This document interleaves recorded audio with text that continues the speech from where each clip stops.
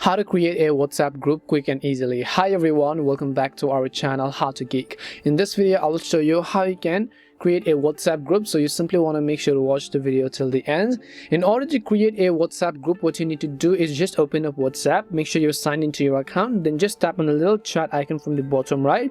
At the top you can find the option called new group, just tap on it, and then over here you simply want to make sure to add people to your group. So just go ahead and search for the people that you want to add over here. I'll just select a few people that are currently available in this case. Once I select a few people in this case, what I will do is just tap on the arrow icon from the bottom right, and then I'll just enter a name of this group. Once I enter the name for this group, I'll just tap on the check button, and once I do that, I would have successfully created my group. Now I can also go ahead and send a message. I can change the profile photo and do multiple things just like that. And that's all it takes to create a WhatsApp group. We hope the video was really helpful, and if it did help you, then make sure to leave a like and subscribe to our channel. And if you have got any more questions, feel free to leave them down. Thank you very much for watching, and see you soon in our next video.